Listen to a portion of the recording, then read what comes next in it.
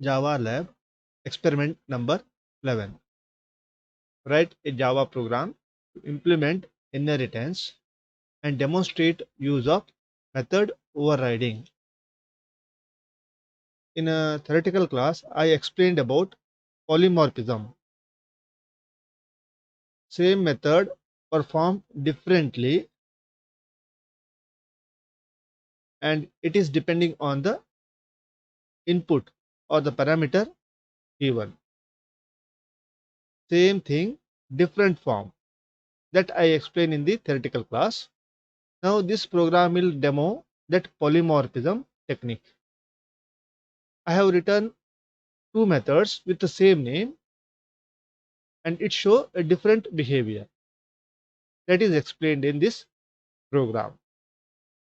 For this I have created two classes. First I have created one base class called as class A. Now in that class I have created one instance variable x and one constructor here. This constructor initializes the variable x. Whatever the parameter you passed here, it is initialized with the x. Now I have one method here called as display, and this display method will actually display the x value of the instance variable of a. Okay. Next I have created one more class called as class B. This class B extends class A. The meaning here is the B class contain the variable x as well as this method display. Now here I have one more variable called as y. One variable x is taken from the a, another variable is y here. I have written one constructor here which will take two parameters. The first parameter is for x, initialize the x, and the second value is for initialize the y. Here I used a method called as super. Okay, whenever I use a method super, it jumps to the base class constructor here. Then it will execute this one, initialize the a to x and store it in the x. Then I have initialized the y value here with the help of b, second parameter. Then I have written one method here called as display. This is the method overriding. If you see here at the base class, I have a method called as display.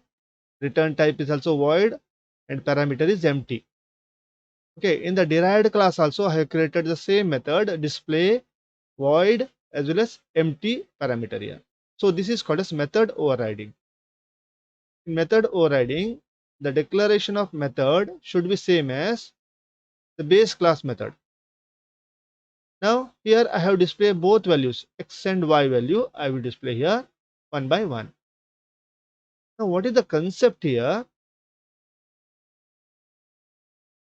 Now see, I have created here one reference called as object, and that is the reference of a base class A.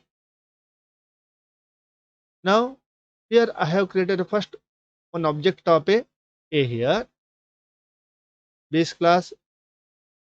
Using the base class constructor, I have created one object and initialized to this obj, that is base class variable.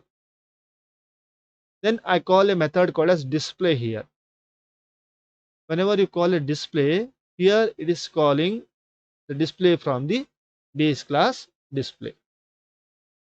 Then I have created one more object of derived class B and initialized to same variable, that is object here. Now the object is pointed to derived class object, not the base class object. Now whenever I call the display here, instead of base class, it will call the derived class display and display both x and y value. Now I will show you how actually this program works with step-by-step process.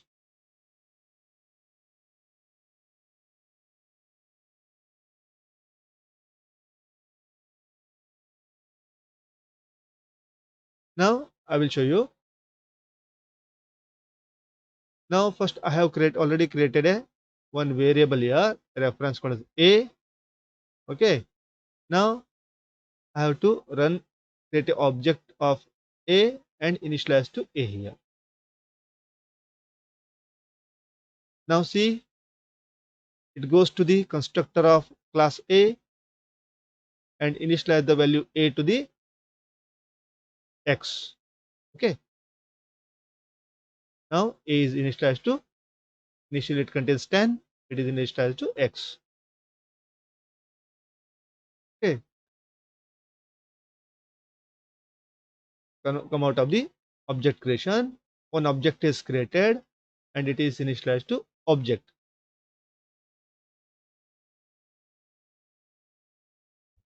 Now it will display here object of superclass is, here I am calling it display. Now see where it will jump.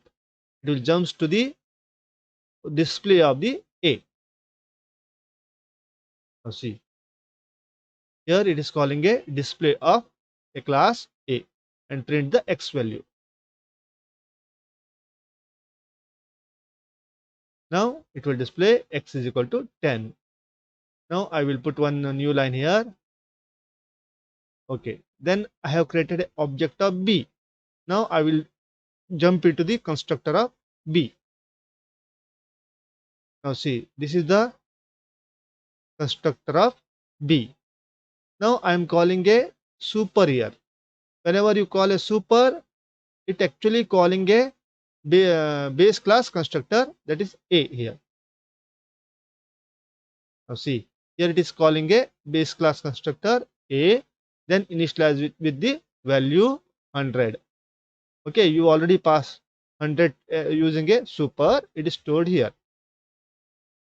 Now see, initialize with the x with the 100. Now see, a contain 100, so it is initialize x with the 100. Okay, now it's come out of the super, then initialize the y. Okay, b is actually 200 here. B is actually 200. It is initialized with y. Now this is about the constructor. Now this is the derived class constructor. Okay, then I will display here object of subclass.